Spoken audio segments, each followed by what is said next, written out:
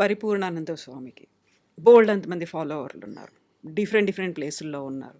But ఎందుకని కాకినాడని ఎంచుకున్నారు? కాకినాడలోనే శ్రీపీఠం ఏర్పాటు చేశారు. కాకినాడలోనే మహాశాంతి యాగాలు ఇప్పుడు చేస్తారు. ప్రధానమంత్రి భారతదేశం మొత్తానికి ప్రధానమంత్రిగా ఆయన ఢిల్లీలోనే ఎందుకు ఉండాలంటే ఎక్కడో కేంద్రం ఉండాలి, హ్మ్. ఎక్కడో కూర్చోవాలి. అది దేశ రాజధాని అనుకున్నాం. మీరెందుకు కాకినాడని మీకేం అదే అంటున్నా, నాకు ఒక ప్లేస్ కావాలి కదా. ఆ! అక్కడ వాళ్ళు ఆశ్రయం ఇచ్చారు, అక్కడ ఉన్నాను. నాకు హైదరాబాద్లో ఇచ్చుంటే వచ్చుండేవాడినేమో. నాకు తెలియదు, ఏం తెలియదు. నేను చిన్నపిల్లవాడిగా నేను అటు గోదావరి ప్రాంతంలో తిరుగుతూ ఉంటే అక్కడ అప్పుడు ఉన్నటువంటి దంపతులు ఉన్నారు. వాళ్ళు ఆయన ముత్తా గోపాలకృష్ణ గారని ఒక ఆయన ఉండేవారు. ఆయన ఎమ్మెల్యేగా చేశారు అప్పుడు, తర్వాత ఇదయ్యారు. ఇప్పుడు ఏజ్ అయిపోయింది. ఆయన భార్య నా ప్రవచనాలకు వచ్చేది. ఆయన వచ్చి మీ స్పీచెస్ ఇక్కడ జరగాలి, మీరు ఇక్కడ ఉండాలి, మా ప్రాంతంలో ఉంటే బాగుంటుందని ఆయన రిక్వెస్ట్ చేశారు. తప్పకుండానండి, చూద్దామన్నాను. నేను అసలు ప్లానింగ్ లేదు, ఏం లేదు. Then it happen to be అక్కడ స్థలం ఇచ్చారు. శ్రీపీఠం కూడా నేనేం చేయలేదు. నిజంగా చెప్పాలంటే అదేదో భూమిలో నుంచి మొలుచుకొచ్చినట్టు అది అలా వచ్చింది తప్ప నేను ఎప్పుడూ దానికోసరంగా ఏమీ తాపత్రయపడలేదు. అది దైవానుగ్రహం, అలా డెవలప్ అయింది. ఆ కాకినాడ వాళ్ళ అదృష్టం అదంతే.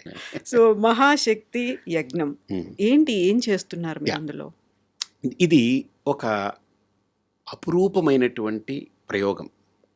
ఇదొక కల్పం అంటే ఒక వేదము లేదా ఆగమాలు లేదా శాస్త్రాలు అవి చెప్పినటువంటి ఆచారాల్ని కల్పం అంటాం మనం. ఇది ఒక అపురూపమైన కల్పం. ఏంటనంటే ఇది నవరాత్రుల్లో ప్రత్యేకించి 10 రోజులు దాన్ని 100 కోట్ల కుంకుమార్చన చేయాలని ఒక సంకల్పం. అలాగ ఒక 1000 కోట్ల కుంకుమార్చన పూర్చాలి. ఈ భూమి మీద ఇప్పటిదాకా ఎవరు ఊహించలేదు. 100 కోట్ల కుంకుమార్చన ఎవరు ఆలోచన చేయలేదు. అది 1000 కోట్ల కుంకుమార్చన చేయాలని ఒక దృఢమైన సంకల్పం పెట్టుకున్నాం. మీకు అర్థమైంది కదా. ఆ సంకల్పంలో భాగంగా నేను అనుకున్నది ఏంటనంటే ఏదో ఒక సంస్కరణ జరగాలి అని.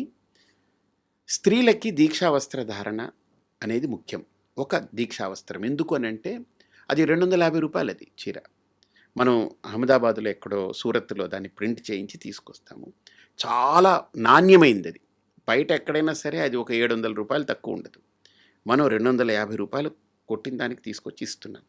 అది ఎందుకు అని అంటే చదువుకున్న వాళ్ళకి, చదువు లేని వాళ్ళకి, డబ్బున్న వాళ్ళకి, డబ్బు లేని వాళ్ళకి, తెల్లగా ఉన్నా నల్లగా ఉన్నా, లేదు పైన కులమైన కింద కులమైన, అసలు ఈ తరతమ భేదాలు లేకుండా ఒక స్త్రీమూర్తి అది కట్టుకోగానే అమ్మవారిలాగా మారాలి, కనపడాలి. ఇంకా ఆవిడ వెనక ఏది కనపడకూడదు, నాకు ఇంకా అమ్మవారే కనపడాలి. ఆ దీక్షావస్త్ర ధారణ యొక్క నియమం ఏంటంటే అది ధరించిన ప్రతి స్త్రీమూర్తి నాకు ఒక అమ్మవారు నడిచొస్తున్నట్టు ఉండాలి. ఇంకా XYZలు ఇవన్నీ బ్లా బ్లా బ్లా బ్లా ఇష్టం లేదు నాకు. అలాగ నేను ఆలోచించినప్పుడు కొన్ని వేల మంది దాన్ని అంగీకరించారు. ఒక 50,000 మంది ఇప్పుడు రిజిస్టర్ చేసుకున్నారు. ఇప్పటికి అయింది మాకు. వాళ్ళు వస్తారు. ఇప్పుడు ఇంకొకటి ఏంటంటే నా ఆలోచన, వాళ్ళు 3 గంటల సేపు తదేక చింతనతో ఏకదృష్టితో ఉండి నిలబడగలరా అని వాళ్ళని మెల్లగా అలవాటు చేస్తూ తీసుకురాగలిగాను. మూడోది ఏంటనంటే భర్త పోతే మీరు పూజ చేయకూడదు, మీరు ఇది చేయకూడదు, అది చేయకూడదు అంటారు. అన్నిటికీ దూరం ఉండాలి అని అంటారు కదా. నేను మిగతావన్నీ పక్కన పెట్టా. అన్నీ పక్కన పెడదాం కాసేపు, అది వాళ్ళ అభిప్రాయాలు పక్కన పెడదాం. అసలు దేవుడికి ఎందుకు దూరం అవ్వాలి, పూజకి ఎందుకు దూరం అవ్వాలి, నేను బాగా దీని మీద చర్చ చేశా. లోపల మదించా నేను. ఇందాక చెప్పాను కదా, ఒక సన్యాసి, ఒక గురువు సమాజానికి ఎందుకు అవసరం అని చెప్పాను కదా మీకు. అలాగ దీని విషయంలో నేను బాగా మదించి చర్చించి అన్ని చోట్ల వెతికా. ఇది ఎవరో కావాలని ఒక కుట్ర చేశారు మన సంస్కృతి మీద. ఎందుకంటే స్త్రీయే ధర్మానికి మూలం. స్త్రీ పోతే ధర్మం లేదు, ఇంకా స్త్రీయే ధర్మం, స్త్రీయే మర్మం, స్త్రీయే మోక్షం. నిజమది, నేను కనిపెట్టింది అది. మా అమ్మ లేకపోతే పరిపూర్ణానంద లేడు కదా. ఎగ్జాంపుల్, చిన్న ఎగ్జాంపుల్ మన కళ్ళ ముందు. అలాంటిది నేను గమనించాను. ఒక స్త్రీ మూలం దీనికి. ఈ స్త్రీని ఏదో వంకబెట్టి దీంట్లో లేనిపోనివి కల్పించి ఈవిడ్ని దైవానికి, ధర్మానికి దూరం చేస్తే మెల్లగా ఈ ధర్మం నాశనం అయిపోతుంది. కాబట్టి ఏదో ఒక వంక పెట్టడం, దూరం చేయడం. ఇప్పుడు 3 రోజులు మైల ఉంది, అప్పుడు అన్నీ ఆపేయమంట. ఒక దేవుడిదే కాదు, నువ్వు ఏ పని చెయ్యకు. నాకు బాగా నమ్మకం, పరిచయం ఏంటంటే నా చిన్నప్పుడు మా ఇళ్లల్లో స్త్రీలకి 3 రోజులు ఆ రజస్వల ఇది ఉన్నప్పుడు వేరే రూములో హాయిగా పడుకోమనేవారు. ఫుడ్ నేను పట్టుకెళ్ళి పెట్టేవాడిని. మా పిన్నికి కానీ మా అమ్మకి కానీ వాళ్ళందరికీ ఎవరికైనా నేను పట్టుకెళ్ళి పెట్టేవాడిని. నాకు తెలిసేది కాదు. పెద్దయిన తర్వాత తెలిసింది they should be given utmost rest for their body. కాకపోతే దాన్నొక టాబూ లాగా చూడడం అనేది అయింది ఆ! అనేది. అది దాన్ని అది అది అది కూడా ఉంది. అది కూడా ఉంది. కానీ ఈరోజు ఏమైపోయింది, అలా చూస్తున్నారని మనం వదిలేసుకొని రావడం వల్ల మానసిక సంఘర్షణ స్త్రీలో దానివల్ల పెరుగుతుంది. ఈరోజు చూడండి ఎనీ సైకియాట్రిస్టులు, సైకాలజిస్టుల దగ్గర స్త్రీ లోపల మనోబలం చాలా గొప్పది స్త్రీకి. శరీర బలం కంటే ఆవిడ అబల కాదు, ఆవిడ సబల అని మాట్లాడేవారు కదా! ఈరోజు స్త్రీలో ఆ మానసిక శక్తి ఎందుకు తగ్గిపోతుందనంటే, ఆ ఋతుక్రమంలో 3 రోజులు పూర్తిగా ఆవిడకి రెస్ట్ తీసుకోకపోవడం అనేది దోషం అది. తీసుకోవాలి. ఎందుకంటే ఆవిడ ఒక సృష్టికి ప్రిపేర్ అవుతుంది. ఒక సృష్టి చేసేదానికి తన శరీరమంతా ఒక నిర్మాణం జరుగుతుంది లోపల. ఆ జరిగేటప్పుడు తాను అనుభవించే నరకము మామూలుగా ఉండదు. శరీరము దట్ అండర్‌గోస్ దట్ పెయిన్. నాకు తెలీదది. వర్ణిస్తే నేను విని అమ్మా ఇదా ఏంటి వర్ణించారంటే, ఒక 5, 6 ఏనుగులు పొట్ట మీద ఎక్కి తొక్కితే, వీపు మీద ఎక్కి తొక్కితే పెళపెళ పెళపెళ ఎలా విరుగుతుందో, అంతకంటే ఘోరమైన నొప్పులు భరించాలట స్త్రీ లోపల.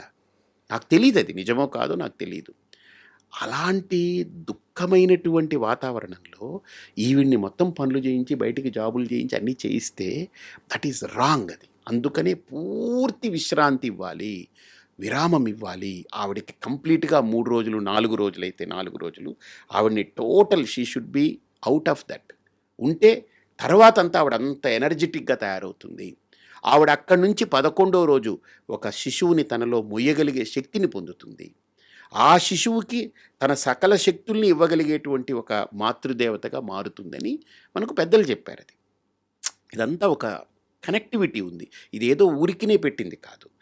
అలాంటి సందర్భంలో దేవుడికి కూడా పూజ చేయక్కర్లేదని చెప్పారు. ఇంక దేవుడు వద్దు ఏమొద్దురా బాబు, నువ్వే దేవతవి, ఎందుకంటే రేపు నువ్వు సృష్టి చేయబోతున్నావు, నువ్వు గొప్పదానివి, నువ్వు దైవంతో సమానం అని చెప్పి చూశారు. కానీ దాన్ని పెడార్థాలతోటి మగవాళ్ళు చూడడం కానీ, ఏయ్ ఇది మైటి ముట్టు అని తీసి ఛేదరించుకోవడం, మళ్ళీ అదే స్త్రీ కదా నీకు కావాలి, రేపు అన్నం పెట్టడానికి ఎందుకు ఇప్పుడు ఛేదరించుకుంటావు? గౌరవించు, దాన్ని చక్కగా పడుకోమను, హాయిగా గౌరవించు, అంతేగాని ఛేదరించుకోకు, అసహించుకోకు. అది అసహ్యం కాదు. అది జరిగితేనే రేపు నీకు వారసులు కలుగుతున్నారు, నీకు ఒక సంతానం ఇస్తుంది. కాబట్టి అసహించుకునేటువంటి దానికి కాకుండా, దాన్ని ఛేదరించుకునే దానికి కాకుండా, దాన్ని ఏదో ఒక టాటీలాగా చూడటం కాకుండా ఆవిడని గౌరవించడం నేర్చుకోవాలి. ఆవిడకి ఆ రెస్ట్ ఇవ్వాలి. అది మనం చేయగలగాలి. ఇది సంస్కారం. ఇది అది ఓకే అక్కడ దాకా. అందుకని భర్త పోయాడు నువ్వు పూజ చేయకూడదంటే ఏంటి అర్థం దాంట్లో నాకు? ఇన్ని వేల మందికి ఆ రోజు అన్నప్రసాదాలు ఇవన్నీ అవుతున్నప్పుడు 45 లక్షల మందికి మీరు అన్నప్రసాదాలు వితరణ చేశారు అని. అది నిజమేనా? ఆ నెంబర్ ఎలా తెలుసు మీకు? అంటే నాకు ఎలాగంటే, నేను ఒక బ్రహ్మచారిగా ఉన్నప్పుడు కొన్ని సందర్భాల్లో నాకు భోజనం దొరకలేదు. నేను తిట్టుకునేవాడిని. వివేకానంద స్వామి, శంకరాచార్యులు వారు వీళ్ళ ఫోటోలన్నీ ఉండేవి. నేను తిట్టేవాడిని, మీకు పని పాట లేదు, మీరందరూ సన్యాసులే, మా అమ్మ బుర్రలో దూరి మా అమ్మ నన్ను సన్యాసం చేసింది, నాకు తిండి కూడా లేకుండా చేస్తున్నారు మీరని తిట్టుకునేవాడిని. తిట్టుకుని నేనేంటంటే ఒక సందర్భంలో బాధపడుతూ, హ్మ్.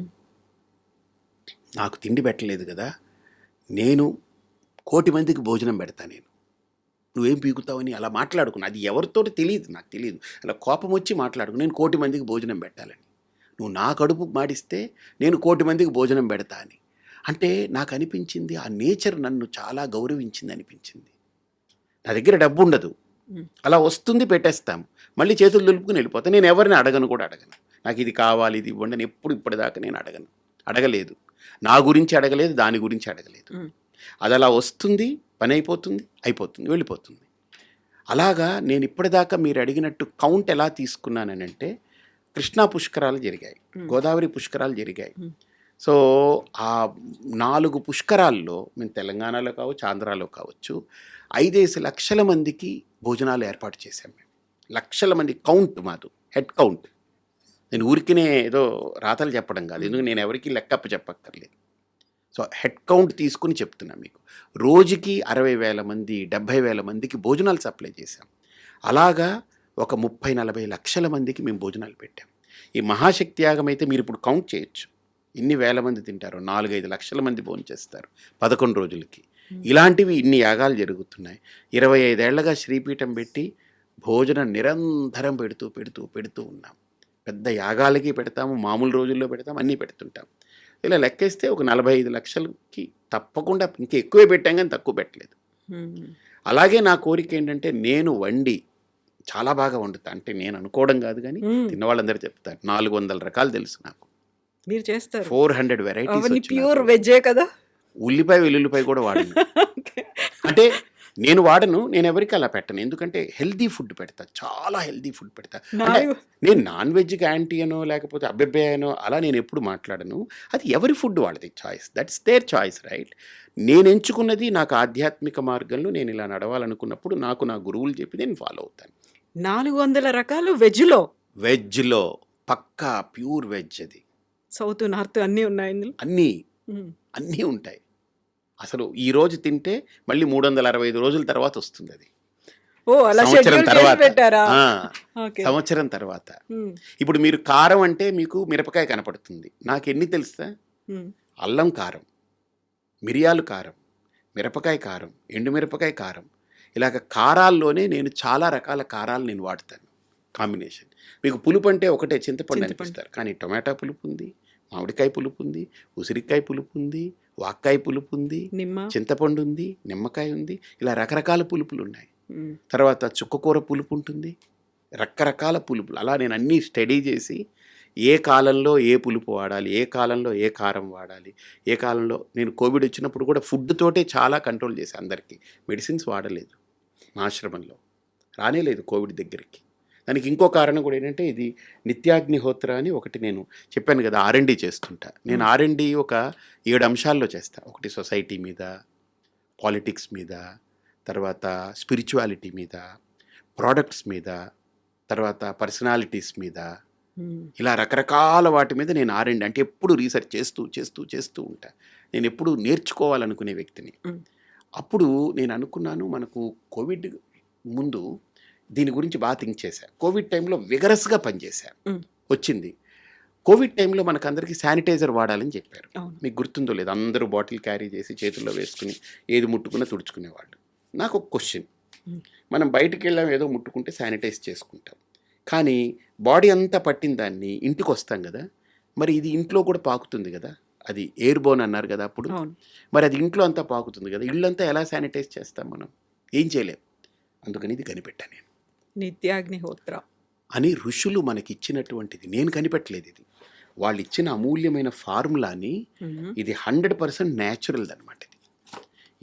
ఇది మీకు కూడా ఇస్తాను. ఇది వెలిగించి పెడితే 45 నుంచి 55 నిమిషాలు వెలుగుతుంది ఒక కేక్. ఇది పూర్తిగా హెర్బ్స్, అంటే మన మైండ్ని రిలాక్స్ చేసే హెర్బ్స్ ఉన్నాయి, స్ట్రెస్ ఫ్రీ చేసేది ఉన్నాయి. తర్వాత మనలో డోపమిన్ అంటారు కదా, డోపమిన్ రిలీజ్ అయితే చాలా మనిషి హ్యాపీగా ఉంటాడని అంటారు కదా, డోపమిన్కి బాప్ ఇది. ఓకే, అంటే మన బ్రెయిన్ని తెలియకుండా సూదింగ్ చేస్తుంది, అంత హాయినిస్తుంది, ప్లెజెంట్ స్మెల్ ఉంది. ఓపెన్ చేయగానే అలా ఉంది కదా, అంత మొత్తం హెర్బ్స్ ఇవి, పంచగవ్య హెర్బ్స్ తోటి చేసింది. ఇది ఒక్కటి వెలిగిస్తే ఆఫీస్ ఏరియాలో 50 మంది వర్క్ చేస్తుంటే వాళ్ళు ఒక 2 గంటలు పడుకుంటే ఒక న్యాప్ తీసుకుంటే 2 గంటలు ఎంత ఫ్రెష్ అవుతారో, ఇది వెలిగి ఈ 45 నిమిషాలు వాళ్ళు కనుక అది పీల్చుకోగలిగితే అంత రిఫ్రెష్ అయిపోతారు వాళ్ళు. ఇళ్ళంతా శానిటైజ్ చేస్తుంది, ప్యూరిఫై చేస్తుంది. దీని మీద నేను 6 సంవత్సరాలు చాలా చాలా చాలా కృషి చేసి అలా డిజైన్ చేసి చేశాను. అంటే మనము, నా అభిప్రాయం ఏంటనంటే, ఒక భోజనం పెట్టడమే కాదు, ఒక యాగం చేయడమే కాదు, ఒక దీక్ష చేయించడమే కాదు, ఒక ప్రోడక్ట్ని ఇవ్వడమే కాదు, వీటిలో పూర్తిగా ఇన్డెప్త్ దాని మీద రీసెర్చ్ చేసి ఆలోచన చేసి దీని పర్పస్ ఏంటి, ఏదో డబ్బు పోగు చేయాలి. నా దృష్టిలో డబ్బు అనేది, నా దృష్టిలో లక్ష్మీదేవి విష్ణువుకి సంబంధించింది, నాకు కాదు. ఆవిడ విష్ణు భార్య. నా దగ్గర నేనేదో దాచుకుని లాక్కుని పెట్టుకోవాలని నేను అనుకోను. ఆవిడ అనుగ్రహం ఉంటే చాలు నాకు. ఎందుకు, ఏ పనైనా నేను మంచి పని చేసేటప్పుడు ఆవిడ నన్ను దీవించి నువ్వు పని చేయి అంతే అయిపోతుంది అని దీవిస్తే చాలు. ఆవిడని తీసుకొచ్చి నా దగ్గర దాచిపెట్టుకుని గొయ్యలు తీసి లోపల పెట్టి లేదా లాకర్లో పెట్టి ఎందుకు బంధించాలి ఆవిడ్ని? నాకు అవసరమైనప్పుడు ఆవిడ వస్తే, ఇప్పుడు బియ్యం అన్నం తినాలి, కంచంలో వండిన అన్నం వస్తే సరిపోతుంది, కానీ ఈ బియ్యం మూటలన్నీ వేసుకొని నేను తిరుగుతూ ఎక్కడెక్కడికి నేను ఏం చేయను నేను. కాబట్టి అలాగా నాకు నా అభిప్రాయం ఏంటంటే మనం చేసే ప్రతి స్టెప్లో, ప్రతి అడుగులో దైవానుగ్రహం కావాలి, దైవ బలంతో నడవాలి అని ఆలోచిస్తాను. అలాగ నేను 1,00,000 మందికి భోజనం నా చేత్తో వడ్డించి పెట్టాలని పెట్టుకున్నా. దాంట్లో మీకు చెప్పనా, హెడ్ కౌంట్ ఇప్పటికి 35,000 మందికి పెట్టా. నేను వండితే 500 మందికి వండుతా, 1000 మందికి వండుతా. నా కెపాసిటీ 1000 మందికి వండేస్తా. నాకు ఒక హెల్పర్ ఉండి 2 కటింగ్ చేసేవాళ్ళు ఉంటే 1000 మందికి గంటలో 4 ఐటమ్స్ వండేస్తా, హ్యాపీగా వండేస్తా. మీకు ఎప్పుడైనా చూస్తే చూడుదురు కానీ తప్పకుండా చూపిస్తా, మీరు వీడియో తీసుకుని లైవ్ కూడా పెట్టుకోండి, చూపించండి. తప్పకుండా 4 ఐటమ్స్, ఒక్కదానికంటే ఒకటి మామూలుగా ఉండదు, ఒకదాన్ని మించి ఒకటి ఉంటుంది. అంటే నేను చేశానని చెప్పుకోవట్లేదు, నా చేతిలో అమ్మవారి అనుగ్రహం అదంతే. ఇప్పుడు మీరు తినేటువంటి ఆ భోజనం కూడా మీ అంతటా మీరే చేసుకుంటారా? బయట వాళ్ళు నేను ఇంకెవరు యూఎస్ చేసినా వెళ్ళినా తినరా? కూడా నేను చేస్తే తిననని కాదు. మ్. నేను ఎక్కడికైనా వెళ్తే ఎవరైనా ఇడ్లీ తీసుకొస్తారు, ఎక్కడో ఉంటాను, తింటాను, అది కాదని కాదు. 99% నా చేతి వంట నేను ఇష్టపడతాను. ఎందుకంటే నా బాడీ, నా లోపల నాలిక నాకు ఏది తినాలనిపిస్తుందో నాకు చెప్తుంది. అది మ్. I'm doctor for myself. నాకు నేనే, ఇప్పుడు నా కడుపు ఏంటి, నా కడుపులో తినాలనుందా లేదా అది నాకు తెలుస్తుంది. నేను ఏం తింటే బాగుంటుందో నా నాలిక చెప్తుంది. నాలిక కొద్దిగా ఎలాగుంది, చప్పగా ఉంది అనిపించింది అనుకోండి, కొద్దిగా ఏదో తగ్గింది అక్కడ. అదేం కోరుకుంటుంది, కొద్దిగా మిరియాలు, జీలకర్ర ఇవన్నీ వేసి మంచి రసం పెట్టి అన్నంలో రసం కలుపుకొని తింటే చాలా బాగుంటుంది అనిపించింది అనుకోండి, నేను అందరికీ వెళ్ళి నాకు రసం పెట్టండి అని అడుక్కోవడం ఎందుకు, నాకు ఉందిగా నేనే చేసుకుంటాను తింటాను. నాకు కావాల్సింది నేను చేసుకుంటాను తింటాను. అంటే నా బాడీ కోరుకునేది, నా బాడీకి ఏది ఇస్తే మంచిది అనిపిస్తుంది నేను చేసుకుంటాను. నేను 1,00,000 మందికి ఎందుకు నేను వండి పెట్టాలనుకున్నాను మీరు అడగలేదే. మ్. నాకు ఒక రూల్ పెట్టుకున్నాను, ఏంటంటే ఒక మనిషి పుట్టింది మొదలు చనిపోయే వరకు ఒక 75 ఏళ్ళు అనుకుందాం, 75 ఇయర్స్ ఏజ్ అనుకుందాం, జస్ట్ ఒక నమూనా, ఒక అంచనా, ఎక్కడో ఒక పారామీటర్ కావాలి కదా. 75 ఏళ్ళు రోజుకి 3 సార్లు తింటే, మ్.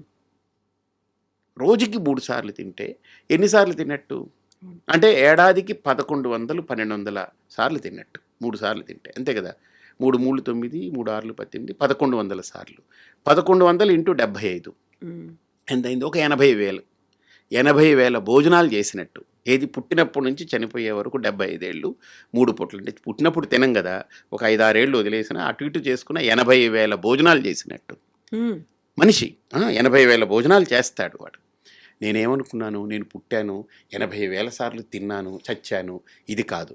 నేను 80,000 సార్లు తింటే నేను 1,00,000 మందికి నా చేత్తో పెట్టి చావాలని పెట్టుకున్నాను. అంటే నేను ఇంకో 20,000 మందికి అదనంగా నా ద్వారా నేను పెట్టి ప్రాణం వదిలేయాలని పెట్టుకున్నాను. ఇప్పుడు మీరు చేసినటువంటి 45 లక్షలు ఆ కౌంట్ అది వేరు, మళ్ళీ అది ఇది అది వేరు. మాస్. అది నేను వండను, నేను దగ్గరుండి అన్నీ చేయిస్తాను. నా కౌంట్ ఏంటంటే 1,00,000 మందికి నేను పెట్టాలి, నా చేత్తో వండి పెట్టాలి. శ్రీపీఠాన్ని ఏర్పాటు చేసుకున్నారు, ఒక ధర్మ ప్రచారం కోసం ఉన్నారు, ప్రవచనకర్తగా ఉన్నారు, ఇన్ని చేస్తున్నారు. పేరెంట్స్ దగ్గర నుంచి ఎప్పుడైనా మిస్సింగ్ ఫీలింగ్ అనేది ఉండేదా? మా అమ్మ నన్ను బాగా ఇన్సిస్ట్ చేసి ఈ పాత్రలో ఉండాలని ఆవిడ డిటర్మిన్డ్గా మార్చింది. ఇది ఆవిడ డిటర్మినేషన్, ఇది ఆవిడ డెసిషన్ ఇది. బట్ నేను యాజ్ ఏ కొడుకుగా కంటే ఎక్కువగా నేను వాళ్ళకి బాగా క్లోజ్గా, వాళ్ళకి ఒక ఫ్రెండ్గా, వాళ్ళు నాతో ఒక మంచి మిత్రులాగా అలా కలిసిపోయి ఉన్నాను తప్ప ఏదో మిస్ అయిపోయిన ఫీలింగ్స్ కానీ ఇంకోటి కానీ ఇప్పుడు వాళ్ళకి లేదు, నాకు లేదు. ఇప్పుడు మా అమ్మ లేదు, నాకు మా అమ్మ అంటే చాలా ప్రాణం ఇప్పటికీ. అంటే సన్యాసినైనా నేను చెప్పుకుంటా, మా అమ్మే నా ప్రాణం. మా అమ్మ లేకపోతే నేను లేను. అంటే సహజంగా బయలాజికల్ మదరే కాదు, ఆవిడ నన్ను స్పిరిచువల్గా ఈరోజు పరిపూర్ణానందంగా నిలబెట్టింది ఆవిడ ఫస్ట్. తర్వాత నా గురువు. మా నాన్నగారు ఏంటంటే మా అమ్మకి పూర్తిగా సహకరించేవారు అంతే. సో ఆయన he never interfered into her thoughts. ఆయన ఎప్పుడు ఇంటర్ఫీర్ అవ్వలేదు. మా అమ్మ డెసిషన్ రైట్ అనుకుని వదిలేసేవారు. సో కాబట్టి మా అమ్మ లేకపోతే నేను లేను కదా. సో కాబట్టి నాకు మొట్టమొదటి గురువు నా తల్లి, నన్ను ఈ మార్గంలో పెట్టింది. తర్వాత నా గురువు దయానంద స్వామీజీ, వారి వల్ల ఈరోజు ఇలా ఉన్నాను. కాబట్టి నాకు మోర్ దెన్ అమ్మ అనే దానికంటే ఏదో ఒక అమ్మవారి రూపమేమో ఆవిడ నన్ను ఈ దారిలో పెట్టడానికి. ఆవిడ నన్ను ఇలా కడుపులో మోసి నన్ను కని ఇలా చేసింది నేను అనుకుంటాను. అది పరిపూర్ణానంద ఎవరు పెట్టారు ఈ పేరు? మా గురువు గారు. అంతకుముందు నా పేరు మా ఇంట్లో మా అమ్మగారు వాళ్ళు కళాధర్ అని పిలిచేవారు. నా పేరు అది కళాధర్ అని. ఆ తర్వాత కంప్లీట్గా అమ్మ మిమ్మల్ని పిలవాలి అంటే ఎలా పిలిచేవాళ్ళు? నన్ను రాజా అని పిలుస్తుంది, అంటే బిడ్డ అని పిలుస్తుంది ఇప్పటికీ. ఇప్పుడుంటే అదే పిలిచేది, పోయేటప్పుడు కూడా అదే పిలిచే వెళ్ళింది ఆవిడ. మ్మ్. నన్ను ఎప్పుడు స్వామీజీ అని కానీ పరిపూర్ణానంద అని కానీ ఏమన్నది ఎప్పుడు అనలేదు. సో అని కొన్ని నేను కోరుకోను కూడా. మ్మ్. మా అమ్మ నోట్లో నేను అదే. మా గురువు గారు కూడా నన్ను ఎప్పుడు స్వామీజీ అనరు, నన్ను రాజా అని పిలుస్తారు. ఆయనకి ఇష్టం అలాగా. అంటే చిన్నవాడిని ఆయన దగ్గర. మ్మ్. మా అమ్మకి ఇప్పటికీ నేను బిడ్డనే కదా. ఢిల్లీకి రాజైనా తల్లికి బిడ్డే అని అంటే సామెత ఉంది కదా. ఎవరు ఎంత పెద్దోడైనా తల్లే కదా. నిజం. ఆదిశంకర్లు అంతటి వారే తల్లికి అంత ఆ స్థానం ఇచ్చారని అంటే తల్లికి మించింది ఏముంది నా దృష్టిలో. మ్మ్. అందులో మా అమ్మ ఎస్పెషల్లీ ఒక బయలాజికల్గా కానీ ఏదో అలాగా డబ్బులు ఇచ్చాము, ఆస్తి ఇచ్చాము, అది ఇచ్చామని కాకుండా నాకు ఏమీ ఇవ్వలేదు, కానీ నన్ను పరిపూర్ణానందగా నిలబెట్టింది ఆవిడ.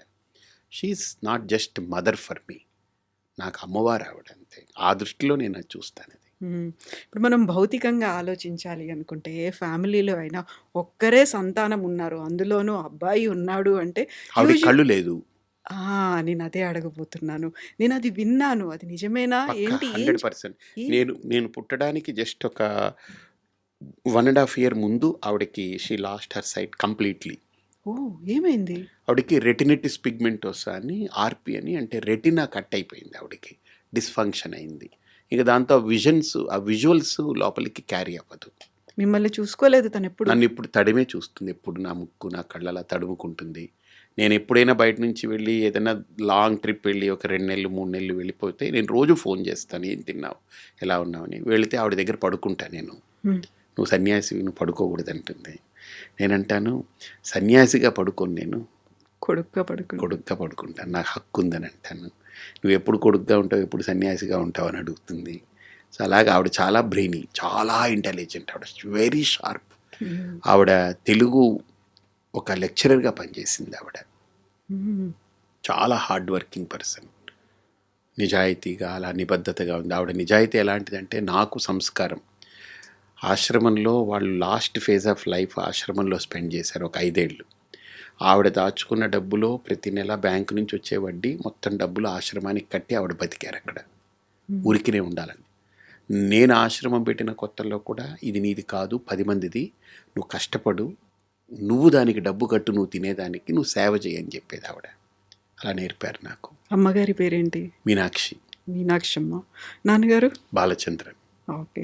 నేనిప్పుడు మిమ్మల్ని అడగాలనుకున్న క్వెషన్ ఏంటంటే, ఒక్కరే సంతానం ఉన్నారు, అందులోనూ మగపిల్లాడు అనుకున్నప్పుడు మా వంశాభివృద్ధి చెందాలి, మా కళ్ళ ముందు పెళ్లి చేసుకోవాలి, మనవలు అట్లీస్ట్ నా మనవరాలు. కొడుకు నా దగ్గర ఉండాలి, హ్మ్. నా కొడుకు నా దగ్గర ఉండాలని కోరుకుంటాను. అవును. ఇప్పుడు అమ్మకున్నటువంటి ఆ ప్రత్యేకమైనటువంటి పరిస్థితులు, అసలు నాకు అవసరాల అందుకనే నేపథ్యం. చెప్తున్నాను కదా, అసలు మా అమ్మకి కళ్ళు కనపడవు, ఒక ఏజు, ఇంకెవరు లేరు.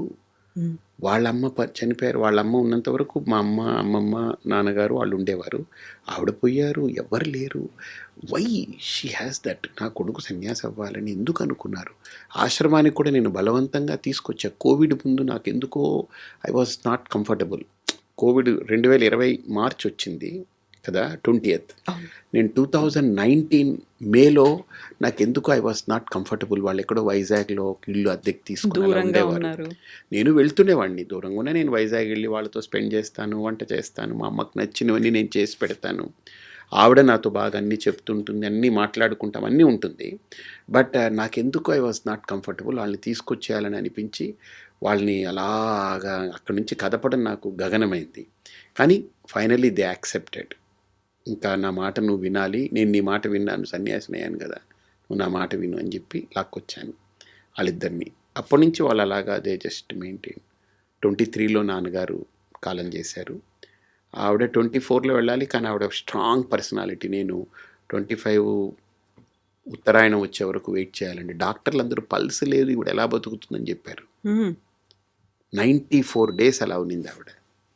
అక్కడే శ్రీపీఠం దగ్గరే ఉంది. శ్రీపీఠంలోనే అలా ఉండి రోజు వేదిక్ చాంటింగ్ వినడం, రోజు ఆ మంత్రం అయిపోయిన తర్వాత ఆ తీర్థం తీసుకొస్తే తీసుకోవడం, నేను వండి రోజు నేను తినిపించేవాడిని, ఆవిడకి ఫుడ్ పెట్టాను. నాకు గొప్ప అదృష్టం ఇచ్చింది మా అమ్మ. ఆవిడ రుణం తీర్చుకోలేం కానీ ఎంతో కొంత నేను అన్నీ వదిలేసి ఆవిడతోటి ఉన్నా. నేను ఆవిడ పక్కన పడుకునేవాడిని, ఆవిడకి కాళ్ళు ఒత్తేవాడిని, ఆవిడకి అన్నీ చూసుకునేవాడిని, కబుర్లు చెప్పేవాడిని, అన్నీ చేసేవాడిని. సో మీరిప్పుడు అమ్మగారి కోరిక మీదకు సన్యాసి అయినప్పటికీ వాళ్ళిద్దరూ దూరమైన తర్వాత ఉత్తర క్రియలు చేయాల్సినవి ఉంటాయి. అది మీరే అంటే చేశారా? ఉత్తర క్రియలు చేయక్కర్లేదు. కాకపోతే ఉత్తర క్రియలు చేయించాను. వేరే వ్యక్తిని నిమిత్తంగా వాళ్ళు ఉండి చేస్తారది. అంటే సన్యాసిగా కొన్ని దూరంగా కర్మలు ఉండాలి ఉండవు వాటికి కదా! ఆ చేయి. కర్మలు ఉండవు కాబట్టి వాళ్ళకి అందాలి కదా అవి. హ్మ్. ఆ చేసే కర్మలు వాళ్ళకి అందాలి. సన్యాసి చేస్తే అందవు. కాబట్టి ఎవరి ద్వారా అది పెట్టించి వాళ్ళకి చేయించి, వాళ్ళకి మా అమ్మ తరపున ఇవ్వాల్సింది ఏదైనా ఉంటే కొంత ఇచ్చి పూర్తి చేశాను. ఇప్పుడు మా అమ్మగారివి నడుస్తూ ఉన్నాయి. ఇప్పటికి ఇప్పటికి కూడా అంటే సంవత్సరం మొన్న కూడా కంప్లీట్ మొన్న అవుతుంది. జనవరి 13వ తేదీ ఇదయ్యారు ఆవిడ. కాలం చేశారు. నెక్స్ట్ ఇయర్‌కి అవుతుంది కాబట్టి ఇప్పటికీ నడుస్తూ ఉంది. ఎవ్రీ మంత్ చేస్తారు. నేను అది తీసుకెళ్ళి అలహాబాద్ కుంభమేళాలు అదంతా ఇది వేరే వాళ్ళని తీసుకెళ్ళి ఆ అస్థిక ఇవన్నీ చేయించాను. నేను దగ్గరున్నాను. వాళ్ళు చేశారనమాట. హ్మ్. ఎందుకని అమ్మకి ముందు నుంచి భక్తి ఉండేదా? మిమ్మల్ని ఎందుకు ఒక సన్యాసిగా మార్చాలి అనుకున్నారు? ఆవిడ చాలా లోపల ఒక ఇన్సైట్ ఉన్న పర్సన్. ఆవిడకి లోపల ఏదో సంథింగ్ చెప్పాను కదా! ఆవిడకి ఒక inner personality is very bloomed person. హ్మ్. అంటే చాలా చాలా వికాసము చెందిన వ్యక్తి ఆవిడ. మీరు ఈ మార్గంలోకి వచ్చిన తర్వాత భగవంతుడు అంటే ఏంటి అనేది అర్థమైందా? లేకుంటే భక్తి ఏంటి అనేది తెలుసుకున్నారా? ధర్మం ఏంటి అనేదా? మతం ఏంటి అనేది ఎలా తెలుసుకున్నారు? ఏం అర్థమైంది మీకు? ఇది ఒక బ్రహ్మ పదార్థం. ఏది? ఇప్పుడు మీరు అడిగిన ప్రశ్నలన్నీ హా! కదా! ఇప్పుడు ఇవి చెప్పాలి అనంటే ఇది ఒక పెద్ద ఒక ట్రెజర్ నిధి కదా! ఇప్పుడు రేగుపళ్ళు అమ్మేవాడి దగ్గరికి వెళ్ళి నాకిప్పుడు వజ్రం కావాలని అడిగామనుకోండి, వాడికి అర్థం కాదు హ్మ్. కదా! సో వజ్రాల వ్యాపారి దగ్గరికి వెళ్ళి మనం వజ్రం అడిగామనుకోండి, దొరుకుతుంది. ఎన్ని క్యారెట్స్ అని అడుగుతాడు, ఎన్ని సెంట్స్ అడుగుతాడు. ఫస్ట్ క్యారెట్లు అడుగుతాడు, సెంట్స్ అంటాడు. ఎందుకంటే క్యారెట్ల మీద కొనాలంటే చాలా పెద్ద ఆస్తిపరుడు అయి ఉండాలి. అలాగా ఇదేంటనంటే మీరు అడిగిన ప్రశ్న నాకు ఎలాంటిదేనంటే, ఇప్పుడు నేను చెప్పాలి కానీ అంత చెప్పడానికి సమయము ఓపిక ఇవన్నీ సరిపోనిది. కానీ బట్ ఎనీవే క్రిస్ప్గా చాలా క్రిస్టల్ క్లియర్గా క్రిస్ప్గా చెప్పే ప్రయత్నం చేస్తాను. మనకు కనిపించే ప్రపంచం ఒకటి, కనపడని దేవుడు ఇంకొకటి. హ్మ్. కనిపించే ప్రపంచంలో మనం ఉన్నాం, కానీ కనపడని దేవుడి కోసం ఆలోచన చేస్తున్నాం నిరంతరం. ఇప్పుడు మీరు అడిగారు చూసారా, ఆ కనపడని దేవుడిని నమ్మడం అనేది భక్తి. అర్థమైందా? నమ్మిన తర్వాత ఆ దేవుడి కోసం నేను పూజ చేయాలా, వ్రతం చేయాలా, దీక్ష చేయాలా, ఏదైనా త్యాగం చేయాలా, ఏం చేయాలి అని వివరించినది ధర్మం. హ్మ్. అర్థమైందా? సో ధర్మానికి మతానికి చిన్న తేడా ఉంది. మతం అనేది ఒక వ్యక్తి ద్వారా తయారవుతుంది. ఒక వ్యక్తి దానికి నిర్మాత అవుతాడు. ధర్మం అనేది వ్యవస్థ అవుతుంది. ధర్మం ఒక వ్యవస్థ ద్వారా రూపొందుతుంది. హ్మ్. మతం అనేది ఒక వ్యక్తి ద్వారా రూపొందుతుంది. కాబట్టి ఈ హిందుత్వం అనేది ప్రధానంగా ఒక ధర్మం. ఇది అంటే నేను ఎలా ఉండాలి, ఏం చేయాలి, ఏ రకంగా నేను ఇది చేయాలనేది. ఇప్పుడు వ్యక్తి ద్వారా వచ్చిన దానికి వ్యవస్థ ద్వారా వచ్చిన దానికి తేడా ఏంటంటే, వ్యవస్థ అకామిడేట్ చేస్తుంది. మీకు అర్థమైంది కదా! వ్యక్తి పరిచ్ఛిన్నతలతో ఉంటాడు, పరిధితో ఉంటాడు. హ్మ్. వ్యక్తి యొక్క భావజాలాలన్నీ ఒక పరిధి, ఒక పరిమితితో ఉంటుంది. లిమిటేషన్స్ ఉంటాయి. ఇప్పుడు మీకైనా నేను ఒక విషయం చెప్తే మీరు ఆలోచించే కోణం మీ బుద్ధి పరిధికి అనుగుణమై ఆలోచిస్తుంది. నా కోణంలో నేను అంతే, ఆలోచిస్తాను. దాన్ని దాటి మీ బుద్ధి వెళ్ళదు. అలాగ ఒక వ్యక్తి ద్వారా నిర్మితమైనటువంటి మతం కూడా ఒక పరిధి, ఒక పరిచ్ఛిన్నత, ఒక లిమిటేషన్స్ ఉంటుంది. అందుకనే మతాలు అనేవి ఎప్పుడూ కూడా ఒక మతం ఇంకొక మతాన్ని అంగీకరించదు. ఒక మతములో ఉన్న దేవుడు ఇంకొక మతంలో ఉన్న దేవుణ్ణి అంగీకరించదు. కానీ ధర్మం దగ్గరకు వచ్చేటప్పటికి దైవత్వాన్ని ప్రతిపాదన చేస్తుంది ధర్మం. సో కాబట్టి ఇక్కడ వీడు దేవుడు కాదని చెప్పదు, అకామిడేట్ చేస్తుంది కదా. కాబట్టి మన భారతీయ సనాతన ధర్మం దగ్గరికి వచ్చేటప్పటికి ఇది భారతీయ సనాతన మతం కాదు, భారతీయ సనాతన ధర్మం. అందుకనే మతం అంటే పొరపడతాం మనం. పొరపాట్లు ఉంటాయి, దాంట్లో పొరపచ్చాలు ఉంటాయి, పరిధులు ఉంటాయి, పరిచ్ఛిన్నతలు ఉంటాయి.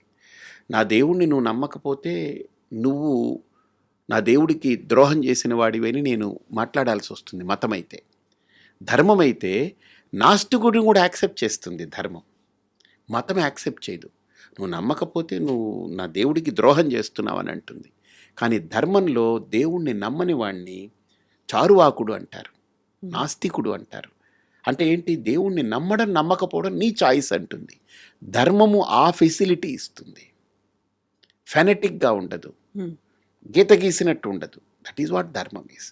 కానీ ధర్మం విషయంలో కూడా మనం ఆలోచించగలిగితే ఈ సనాతన ధర్మంలో దైవం గురించి చెప్పినప్పుడు 2 విధాలుగా చెప్తుంది. ఒకటి, ఒక ఆరాధన రూపంలో భక్తితో దైవాన్ని ఆరాధిస్తూ ఒక శరణాగతి పొంది భక్తుడిగా నువ్వు అంటే నీ ఈగోని అక్కడ సరెండర్ చేసి, నేను అనే అహంకారం కంటే ఇది దైవం యొక్క అనుగ్రహం అనే భావనతో మసులుకునేదానికి భక్తి అనేది ఒక మాధ్యమంగా పెట్టి, మెల్లమెల్లగా ఒక వ్యక్తి ఎలివేట్ అవుతూ, ఆయన అప్లిఫ్ట్ అవుతూ, అసలు దైవత్వం అంటే ఏంటనేటువంటిది మానవత్వం నుంచి దైవత్వం దిశగా చేసే ప్రయాణమే ఆధ్యాత్మికత. మనం మానవత్వంతో ఉన్నాం. సో మానవత్వానికంటే కింద స్థితి ఏంటి? రాక్షసత్వం, పశుత్వం, ఇవన్నీ ఉంటాయి, మృగత్వం అవి. కానీ మనలో అవి అప్పుడప్పుడు పొడచూపుతూ ఉంటాయి. వాటన్నిటినీ హ్యాండిల్ చేస్తూ, లేదు నేను మనిషిని, వాటిలాగా నేను బిహేవ్ చేయకూడదు, ఓ పాశవికంగా ఉండకూడదు, ఒక జంతువులాగా నేను బిహేవ్ చేయకూడదు, నేను చదువుకున్నవాడిని, నాకు సంస్కారం ఉంది, సభ్యత ఉంది, విజ్ఞత ఉంది, నాకు వినయం కావాలని ఇవన్నీ సంస్కారాలని నేర్చుకున్నవాడు మనిషి. ఒక పాఠశాలలో కావచ్చు, తల్లిదండ్రుల దగ్గర కావచ్చు, ఫ్రెండ్స్ ద్వారా కావచ్చు, సమాజం నుండి కావచ్చు, లేదా వాడి అనుభవాల ద్వారా కావచ్చు, నేర్చుకుంటూ ఎదిగిన వ్యక్తి కాలక్రమంలో వాడు ఒక సంస్కారవంతుడే, ఒక మనిషి మానవత్వపు విలువలతో బ్రతుకుతాడు. ఇక పశుత్వము, రాక్షసత్వము, ఈ మృగత్వము అవి ఉండవు అక్కడ. అవన్నీ మారడమే మనిషి యొక్క పరిణామక్రమం. ఆ మానవత్వం వచ్చిన తర్వాత అది పరిపూర్ణత్వం కాదు వాడికి. ఎందుకంటే మనిషికి మనస్సు అనేటువంటిది అల్లకల్లోలము సృష్టించగలిగేటువంటి, ఉపద్రవం సృష్టించగలిగే పరికరం. అలాంటి ఆ మనస్సుని ఎలా మనం మలుచుకుంటూ ఒక పరిపూర్ణత్వం దిశగా మనం వెళ్ళాలి, ఒక పరిపక్వమైనటువంటి స్థితికి మనం ఎలా చేరాలి అనేటువంటిది దైవత్వానికి సంకేతం. కాబట్టి పరిపూర్ణమైనది దైవత్వం. కాబట్టి ఆ స్థాయికి చేరడానికి వేసిన బాటనే ఆధ్యాత్మికత. కాబట్టి భక్తిలో నాకు ఇవన్నీ కాదు, నేను నమ్మాను, శరణాగతుడినై ఉంటున్నాను. కానీ కాలక్రమంలో ఆ భక్తి పరిపక్వమైతే అది ఆధ్యాత్మికంగా పరిణమిస్తుంది.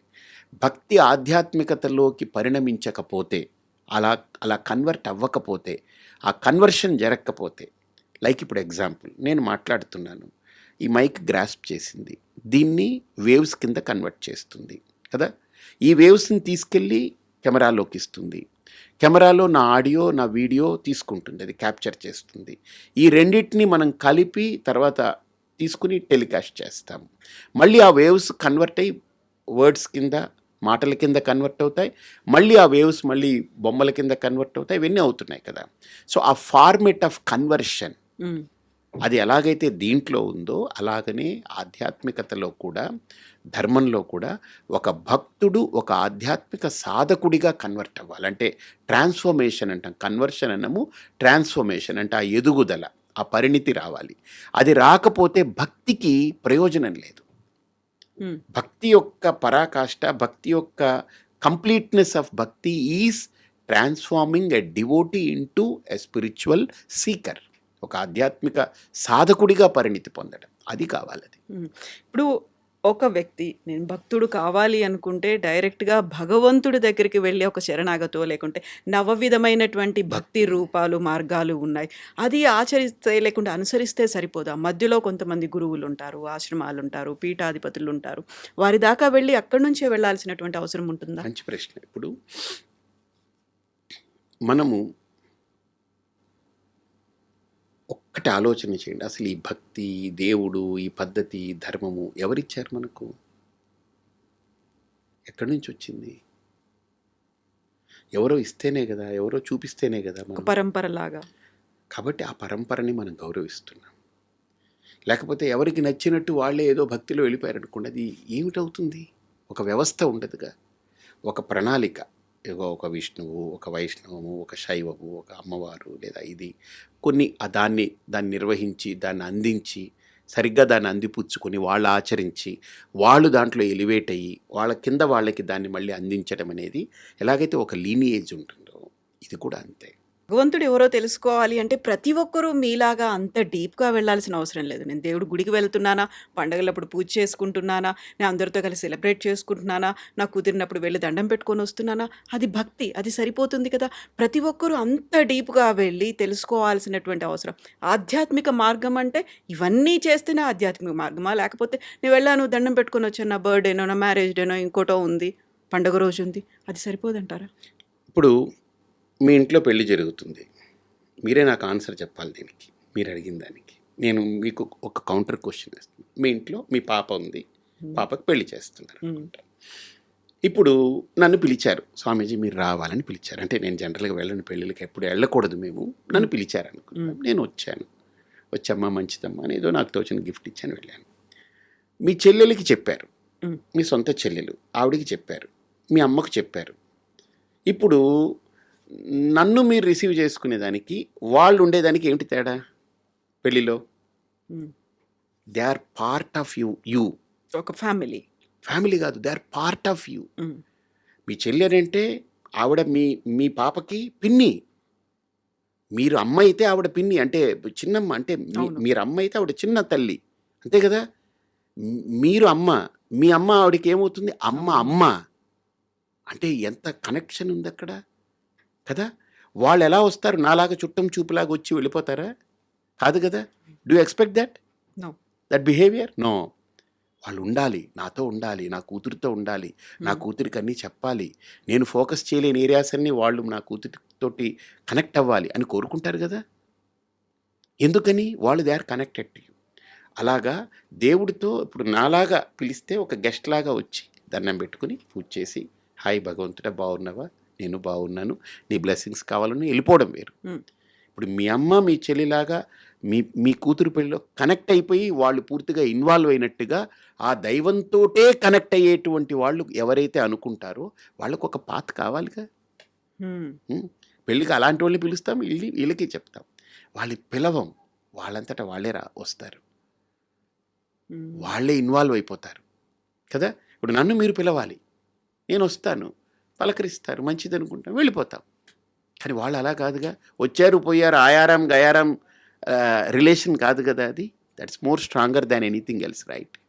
కాబట్టి దైవం అనేటువంటి దాంతో మనం వెళ్ళాము, దండం పెట్టుకున్నాము, వచ్చేసాము, ఇది భక్తి, సింపుల్ భక్తి. ఇందులో ఏమీ ఇదేం లేదు. ఇది ఆధ్యాత్మికత అని చెప్పొద్దు. ఆధ్యాత్మికత అంటే దైవంతో కనెక్ట్ అయ్యి. ఇప్పుడు నేను దైవం దగ్గరికి వెళ్ళాను, ఎందుకని వెళ్ళాను, పండగ చెప్పారు వెళ్ళాను, పూజ నేను చెయ్యాలి చేస్తున్నాను. కానీ ఆధ్యాత్మికత అంటే నాకు దేవుడు కావాలి, ఈ పనులు కాదు, ఇవన్నీ కర్మలు క్రియలు, కానీ నాకు దేవుడు కావాలి. పూజ అంటే ఏంటి? నేను దేవుణ్ణి ఎదురుగుండా పెట్టుకుని నేను పూలు వేసేస్తాను, నేను గంట వాయిస్తాను, హారతిస్తాను, మంత్రం చదువుతాను, దండం పెట్టుకుంటాను, ప్రసాదం పెడతాను, నేను తింటాను, 10 మందికి పంచుతాను. పండగప్పుడు గుడికి వెళ్తాను, ఇంట్లో పండగ చేసుకుంటాం, పిండి వంటలు చేసుకుంటాం, కొత్త బట్టలు వేసుకుంటాం. ఇవన్నీ జస్ట్ యాక్టివిటీస్. బట్ నాకు దేవుడు అనేది యాక్టివిటీ కాదు. Beyond these activities something else. His source, his power source ఆయన.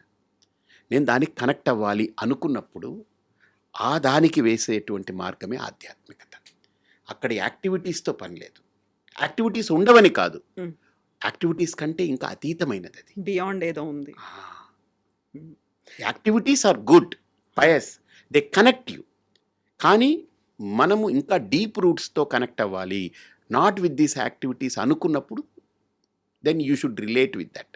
ఇప్పుడు నేను చుట్టం చూపుగా రావాలి మీకు పెళ్ళికి అని కాకుండా, కవిత గారు అమ్మాయి పెళ్ళి కదా, పాప ఆవిడ ఎంతో సర్వీస్ చేసింది, ఓ ఛానల్లో గొప్పగా వర్క్ చేసింది, ఎన్నో ఇన్ఫర్మేషన్స్ ఇచ్చింది, ఆవిడ జీవితంలో ఎన్నో ఒక సమాజానికి ఉపయోగపడ్డ వ్యక్తి కదా.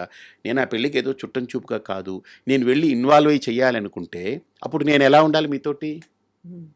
మీరు నన్ను అలా పిలవకుండా, మీరు రాకపోతే కుదరదు, మీరు రావాలి, మీరు ఇందులో బాధ్యత తీసుకోవాలి అని మీరు నాకు చెప్పక్కర్లేని విధంగా నేను మీతో కనెక్ట్ అయి ఉండాలి.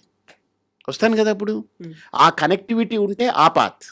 ఆ కనెక్టివిటీ లేదంటే చుట్టం చూపుగా రావడం పోవడం అంతే.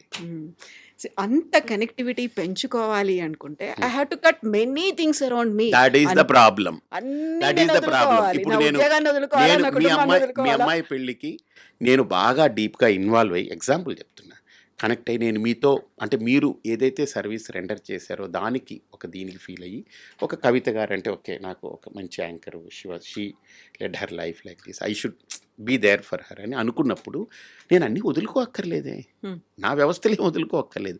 I can spend my time, valuable time. నాకు feeling is there, feel good factor కదా అది. అలాగనే దైవంతో కనెక్ట్ అయినప్పుడు అన్నీ వదులుకోవాలనే భ్రమ తీసేయాలి. ఇన్ఫ్యాక్ట్ చెప్పాలంటే దైవంతో కనెక్ట్ అవ్వాలి అనుకున్న థాట్ వస్తే మిగతా అన్నిటిని చాలా జెన్యూన్గా హ్యాండిల్ చేస్తాడు, చాలా రీజనబుల్గా హ్యాండిల్ చేస్తాడు. అంటే they don't carried away by their thoughts, they just stay there. Maturity వస్తుంది, క్లారిటీ వస్తుంది, ఇంకా లోపల వాళ్ళల్లో ఆ ఎలివేషన్ వస్తుంది. ఇప్పుడు ఒక ఎలివేట్ అయిన వ్యక్తి ఒక పనిని హ్యాండిల్ చేయడం, ఒక నాన్ ఎలివేటెడ్ పర్సన్ ఒక పని చేస్తే ఎలా ఉంటుంది, తేడా ఉంటుంది కదా. అది ఇప్పుడు నేను ఇన్ని హ్యాండిల్ చేసుకుంటూ వెళ్ళాలి, నా చుట్టుపక్కల ఉన్న వాటన్నిటిని నేను సర్దుకుంటూ ఆధ్యాత్మిక మార్గం, షార్ట్ కట్ అనేది లేదా అసలు? ఆధ్యాత్మికత కంటే షార్ట్ కట్ ఏది లేదు. అది చాలా సింపుల్ అమ్మా. అది దానికి ఎక్కడికి వెళ్ళక్కర్లే, హిమాలయాలు వెళ్ళక్కర్లేదు, ఎక్కడికి వెళ్ళి మనం తపస్సులు చెయ్యక్కర్లేదు. జస్ట్ మీ లోపల మీరు ప్రయాణం చేయడమే. మీరు హిమాలయాలకి ఇక్కడి నుంచి ఫ్లైట్ వేసుకొని ప్రయాణం చేయక్కర్లే, అక్కడికి వెళ్ళినా ఇదే పని, ఇక్కడ కూర్చున్నా అదే పని. అక్కడ ఉండే పాండురంగడు ఇక్కడ ఉన్నాడే, ఇక్కడ ఉండే పాండురంగడు అక్కడే ఉన్నాడే అని మీరు చూసుకోగలగాలి. ఆధ్యాత్మికత అంటే మీకు ఇప్పుడు అడిగారు కాబట్టి ఒక్క మాటలో చెప్తా. ఆధ్యాత్మికత అంటే అంతర్ముఖ ప్రయాణము, మీ లోపల మీరు చేసే ప్రయాణం. అంటే సెల్ఫ్ ఒక సోల్తో కనెక్ట్ అవ్వడానికి చేసే ప్రయాణం అది. అంటే నేను నాతో కనెక్ట్ అయ్యేదే ఆధ్యాత్మికత. ఇప్పుడు నేను డిస్కనెక్ట్ అయినాను, అందుకనే నేను ఎవరో తెలియక ఆ పిల్ల అమ్మ అనేటే ఓహో నేను తల్లిని అనుకుంటున్నాను, వాళ్ళు ఏమేనంటే నేను భార్యని అనుకుంటున్నాను, ఏమిరా అనంటే నేను ఫ్రెండ్ అనుకుంటున్నాను, ఏం వాట్ బ్రో అనంటే నేనేదో ఇదనుకుంటున్నాను, లేదా నన్ను నా సబార్డినేట్ని నేను చూస్తే నేను ఓనర్ని నేను హయ్యర్ని అనుకుంటున్నాను, లేదా నా ఓనర్ నాకు కనపడితే ఇది కనపడితే ఒక కంపెనీ ఎండి కనపడితే ఐఎమ్ ఎంప్లాయీ టు హిమ్ అనుకుంటున్నాను. ఇవన్నీ నా మీద నేను అట్రిబ్యూట్ చేసుకుంటున్నాను. బట్ ఫండమెంటలీ నేనెవరో నాకు తెలియకపోవడం వల్ల ఆధ్యాత్మికత అనేది ఫండమెంటల్గా నన్ను నాకు పరిచయం చేస్తుంది, నన్ను నాకు కనెక్ట్ చేస్తుంది. అది కనెక్ట్ అయినప్పుడు ఈ రోల్స్ అన్నీ నేను హాయిగా ఆడుకుంటా, చక్కగా చేస్తాను. ఇప్పుడు ఇన్ని తెలుసుకున్న తర్వాత నేను భగవంతుడితో కనెక్ట్ అవ్వాలనుకుంటున్నాను, రెగ్యులర్గా గుడికి వెళ్ళాలనుకుంటున్నాను, పూజలు చేయాలనుకుంటున్నాను, ఆశ్రమాలు కావచ్చు, స్వామీజీలు కావచ్చు, వీళ్ళందరి దగ్గరికి వెళ్ళాలి, వినాలి, వాళ్ళు ఏం చెప్తారో, ఆ సత్సంగంలో ఉండాలి ఇవన్నీ కాస్ట్లీ అఫేర్ అయిపోయాయి కదా మీరు కాదంటారా? చెప్తుంటే నాకు ఇప్పుడు చాలా ఎక్కువ పనుల్లాగా అనిపిస్తున్నాయి ఇవన్నీ. ఇన్ని లేవు అందులో, ఉండవా? ఇన్ని లేవు. ఇంకొకటి, భక్తికి కానీ ఆధ్యాత్మికత కానీ డబ్బులే సంబంధం లేదమ్మా. ఒకటి, quality of time that you spend for that, quality of time that you spend. అంటే మనం దేవుడి దగ్గర కూర్చుంటున్నాం, ఒక చిన్న క్వశ్చన్, పూజ చేయాలని కూర్చుంటున్నాం, దేవుడు ఎదురుగుండా కూర్చున్నారు మన ఇంట్లో, బాగుంది, చాలా బాగుంది, మంచిగా మంచి మండపము, దేవుడు మంచిగా దీపం పెట్టారు, పూలు పెట్టారు, అంతా బాగుంది. మీ లోపల దేవుడు ఎంత సమయం ఉంటున్నారు? మీరు పూజ 15 నిమిషాలు చేశారనుకోండి, మీ లోపల దేవుడు 15 నిమిషాలు ఉంటున్నాడా, ఉండట్లేదా? అది చెప్పండి నాకు, చెప్పండి. మన హడావుడి పనులు, మనకి మనసు కోతి లాంటిది అంటారు కదా, ఇక్కడ నుంచి నెక్స్ట్ నేను ప్లాన్ చేసుకోవాలి, నా షెడ్యూల్స్ ఏదో ఉన్నాయి, ఒక ఇక్కడ డిలే ఆవిడ అవుతుందేమో. చెప్పింది, నేను ఒక ఇంటికి వెళ్ళినప్పుడు ఒక ఆవిడ చెప్పింది ఏంటనంటే, స్వామీజీ ఉదయం లేచినప్పటి నుంచి దేవుడికి పూజ చేయాలి, దేవుడికి పూజ చేయాలని ఎక్కువ ఆలోచిస్తూ కాఫీ తాగేస్తాము, ఇంకో పని చేస్తాం, బ్రష్ చేసుకుంటాం, స్నానం చేస్తాము, బట్టలు మార్చుకుంటాం, దేవుడికి పూజ చేయాలి, దేవుడికి పూజ చేయాలి, ప్రసాదాలు ప్రిపేర్ చేస్తాం, అన్నీ అన్నీ చేసి చేస్తాం, పెడతాం, అన్నీ రెడీ చేసుకొని దేవుడి దగ్గర కూర్చున్న తర్వాత దేవుడికి పూజ చేస్తున్నామనే ఆలోచనకు వచ్చేసాం కదా, ఇప్పుడు చేస్తున్నాం కదా, దేవుడు పక్కకు పోయి నెక్స్ట్ ఏం చేయాలి, క్యారేజ్ ఎవరికి వండాలి, ఎవరికి కట్టాలి, ఇప్పుడు టైం ఏం ఎంత చేయాలి, అయింది, ఇప్పుడు టైం ఎంత అయింది, నెక్స్ట్ వాళ్ళు లేస్తే ఏం చేయాలి, ఇవి వచ్చేస్తుంటాయి కానీ దేవుడు రావట్లేదని. మన మనిషి యొక్క మనస్తత్వము ఏది చెయ్యమో దాని గురించి ఎక్కువ ఆలోచిస్తుంటాం. ఏది చేస్తామో దాన్ని మర్చిపోయి వేరే ఏదో థింక్ చేస్తూ ఉంటాం. అంటే ఆ మనస్సుని కరెక్ట్గా ఒక స్టాండర్డ్స్కి తీసుకురావడానికి చేసే ప్రయత్నమే ఆధ్యాత్మికత. నువ్వు ఏం చేస్తున్నావో దాంట్లో ఉండు, లివ్ ఇన్ దట్ ప్రజెంట్. ఆధ్యాత్మికత అంటే దేవుడు టాపిక్ ఉండదమ్మా. ఆధ్యాత్మికత అంటే నేను ముందు చెప్పాను కదా, మానవత్వం నుంచి ఒక పరిపూర్ణత్వం దిశగా ప్రయాణం చేయడం ఆధ్యాత్మికత అని. ఆధ్యాత్మికత అంటే మన మనస్సుని ఒక పరిణితిగా మార్చడం ఆధ్యాత్మికత. ఆధ్యాత్మికత అంటే మనిషిని తీసేయడం కాదు, మనిషిని దైవంగా చూపించడం ఆధ్యాత్మికత. అంతేగాని మనిషిని తీసేయడం కాదు అక్కడ. And for more videos, Please subscribe to iDream. Please subscribe to iDream. Please subscribe iDream. And please subscribe to iDream. For more videos, subscribe to iDream. please like, share and subscribe to the channel. Congratulations, iDream. Subscribe to iDream. Subscribe to iDream. So subscribe to iDream Media. iDream ki iDream team andarki huge congratulations. Please subscribe iDream Media. Please subscribe to iDream. Subscribe iDream. Please subscribe to iDream. iDream అంటే నా కళల ఛానల్ను subscribe చేసుకున్న నోరు తిరుగుతలేదు, మీరైతే గంట గుర్తు కొట్టండి. For more such videos, please subscribe to iDream. Subscribe to iDream. Please subscribe to iDream. Please subscribe iDream Media. Please do subscribe to iDream. Please subscribe to iDream Media. For best entertainment and information, please subscribe iDream. And don't forget to subscribe to iDream.